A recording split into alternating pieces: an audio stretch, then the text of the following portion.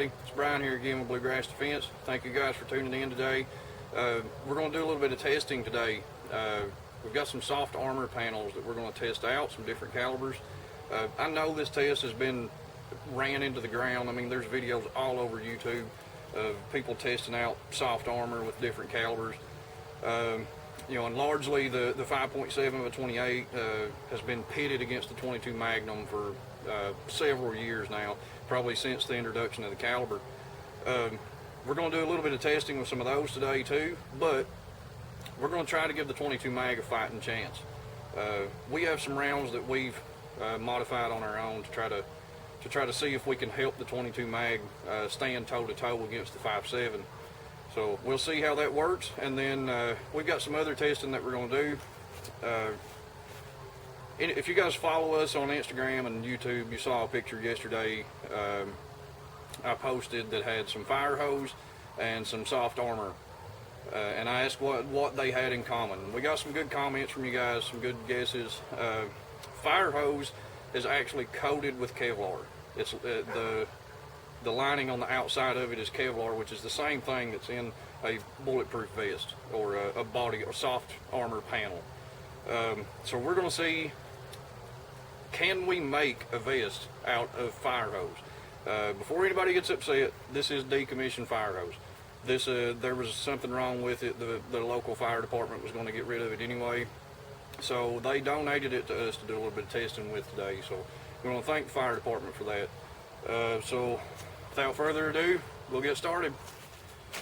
So we're going to do these tests from about 5 yards away. Typically standard engagement is going to be about 7 yards. In the case of you were wearing body armor, it's going to be a little different situation. I mean, military or police type situations, but standard engagement typically happens between 5 to 7 yards. So we're going to do our testing today from 5. To start off with, we're going to start out really light with a 22 long rifle, see how it does. I'm pretty sure you guys already know how this is going to work out, but we're going to sling one at it anyway and see what happens.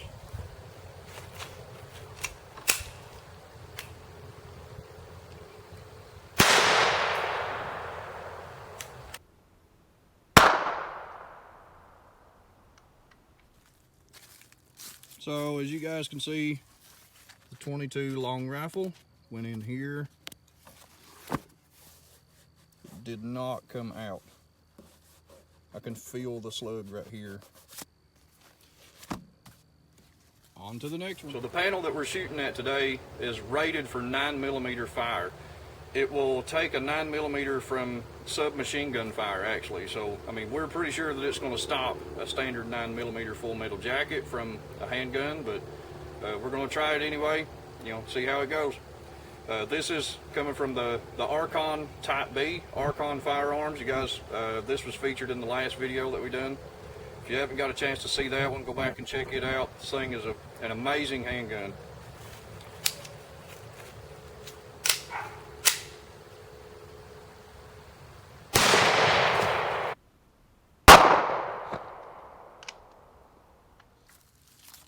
So I'm going to check out the 9mm. It went in here. I can still feel the slug. Yeah, it didn't make it through. That's what we expected. We knew that was going to happen. Next up in the lineup, we're going to try the 40 Smith & Wesson. This is coming out of a Springfield XD. I'm pretty sure it's going to stop too, but we're going to try it.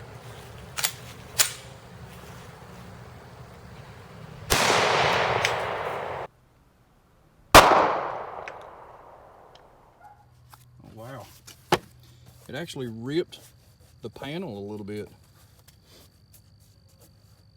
It actually ripped the panel a little bit, but it's still in the vest. Did not make it through. Alright guys, so here's where it gets interesting. So now we're going to step up to the 22 mag. In most of the videos where I saw the 22 Magnum tested against soft armor, it didn't make it through. We're going to test some CCI VMAX 22 WMR. They're 30 grain polymer tips. These things go about 2,200 feet a second. So we're trying to give the 22 mag the best chance possible of getting through this panel. So that kind of speed, it may have a chance. We'll see what happens.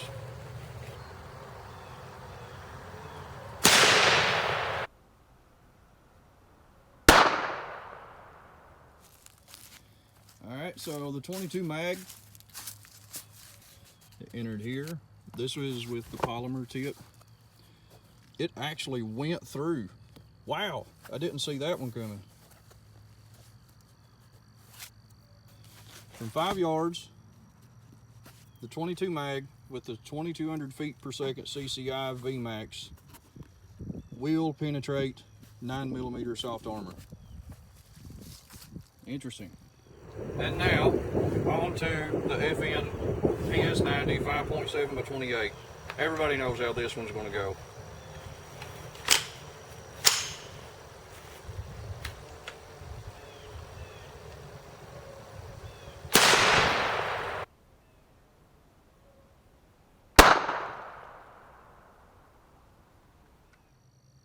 So the 5.7 by 28 goes in here.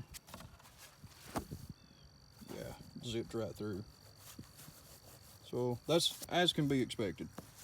We knew that was going to happen. So now we will move on to the next test. We've got some Firehose set up on the stand over here. We're going to start off just like we did with the soft armor panel. We're going to run the 22 long rifle first. We've got a single layer of Firehose. We're going to see how it does. We'll keep adding layers until we find however much stops it. So 22 long rifle.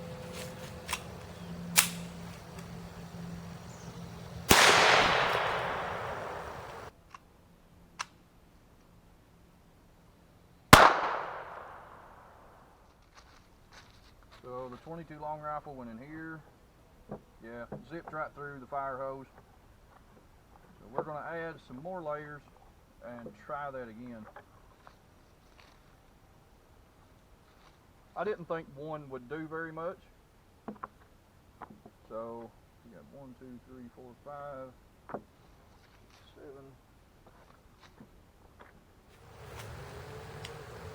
So that one went right through. So we added several more layers of Firehose to the stack. We're up to 8 now. We're going to see how it does with the same handgun.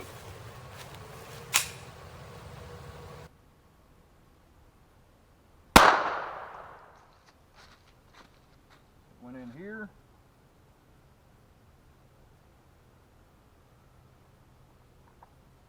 Three layers stopped it. Right here's the slug. So 3 layers of Firehose will stop a 22 long rifle. So we're going to leave these 8 stacked up here, and we will move on up to the next caliber. So 8 layers of Firehose stopped a 22 long rifle. Let's see how it does against the 9mm with the same amount of hose.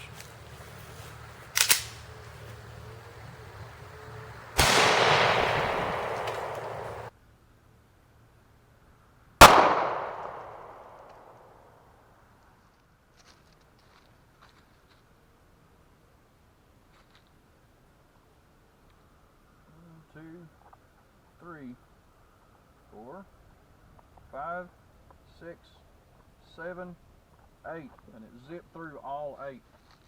We're going to add some more.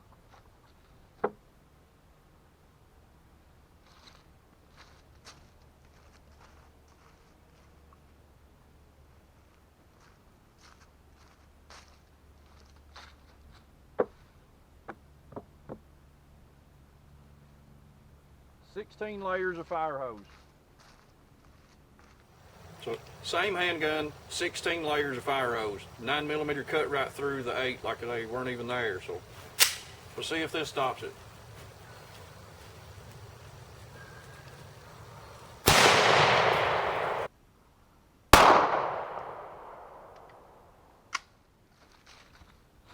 So it entered here.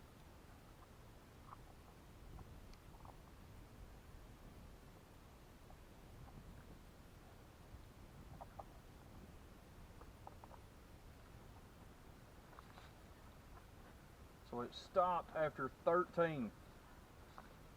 There's the slug. I think it's safe to say we won't be building any body armor out of Firehose anytime soon. But it is nice to know if you needed some protection, and that's the only thing you had in front of you, that you could get behind a bunch of Firehose and it would stop a bullet. So we're going to take this one out and leave these up, and we will move on to 40 Smith & Wesson. So we've still got 16 layers of Firehose up there. The 9mm stopped after 13. We're going to see how the 40 Smith & Wesson does against the same stack. I know that's a hot debate right now too. Everybody talks about knockdown power and penetration between the 40 and the 9, and the 40 is supposed to be obsolete now, but we'll see how it does against Kevlar coated Firehose.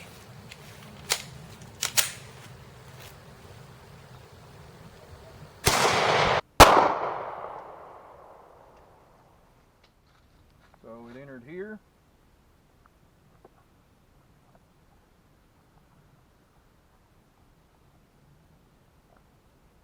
Wow, it stopped after 7 layers. There's your answer, folks. 7 layers of Firehose stopped the 40 Smith & Wesson. So how do you guys think the polymer tipped 22 mag is going to do against 16 layers of Firehose? Leave a message down in the comments. Let's see. We'll see how it does.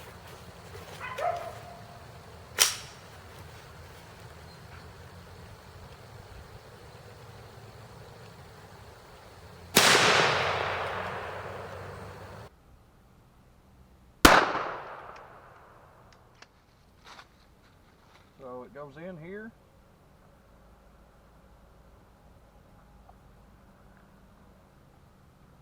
Wow. The 22 mag with the polymer tip stopped on the 4th layer.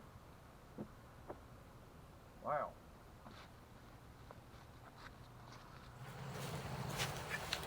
So the 22 mag stopped on the 4th layer of Firehose. So how do you guys think the 5.7 is going to do? Let's find out.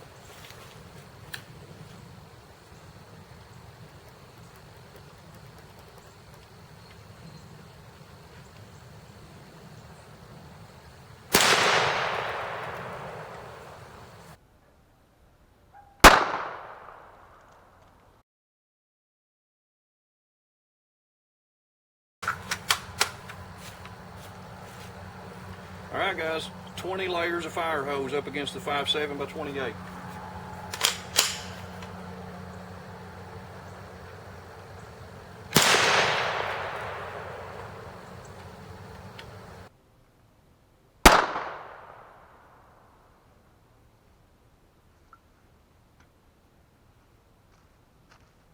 So it looked like a pretty good hit right here. The 5.7 entered here. 4, 5, 6, 7, 8, 9, and there's the slug. So the 5.7 made it through 9 layers that time.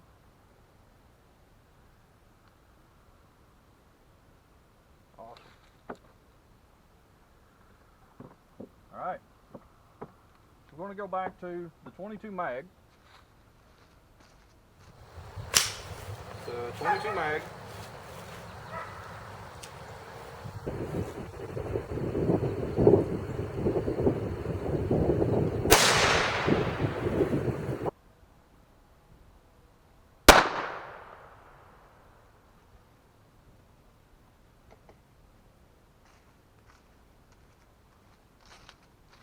So here's the 22 mag. It went in here.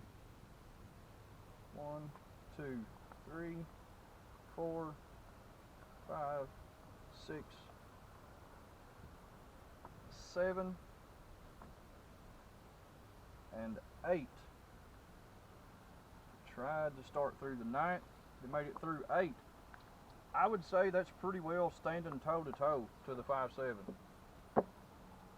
But it needs a little bit of help. So we know how many the 5.7 and the 22 mag, the 9mm, and the 40 will make it through. So now we're going to step up to something with a little more power. We're going to try to 5.56, and we know that this thing is probably just going to run right through the 20 that's up there, but we'll see how it goes.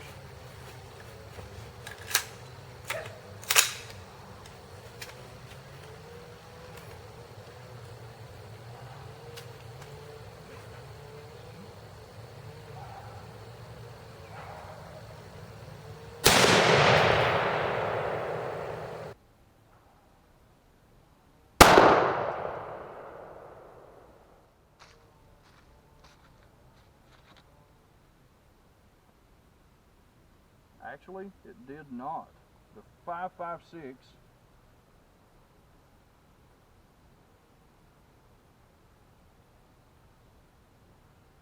13, 14. It started through the 15th layer. So a full metal jacket, 5.56, was stopped after 1, 2, 3, 14 layers. Wow.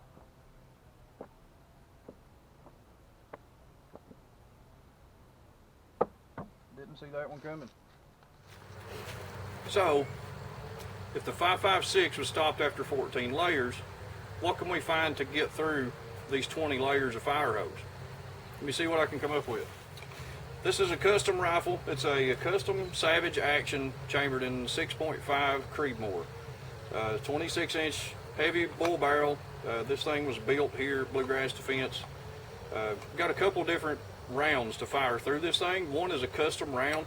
It's a 140 grain ELD match Hornady projectile.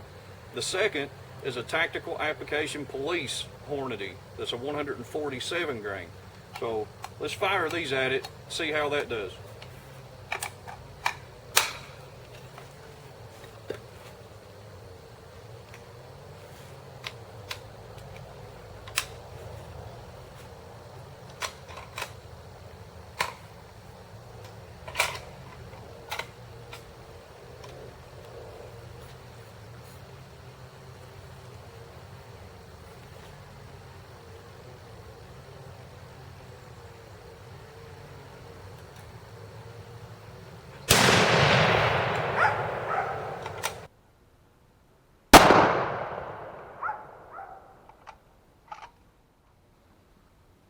So the 6.5 entered kind of low down here.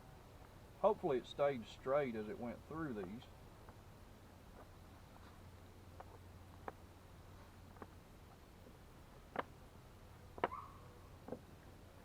I think we're getting close.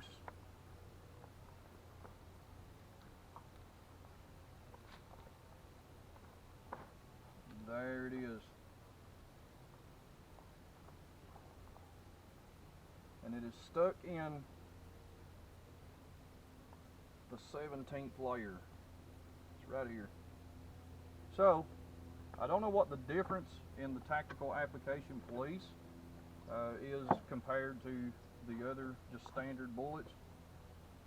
So, let's find out. So we fired the 140 grain. We're going to fire the 147 tactical application police Hornady projectile now and see how it does.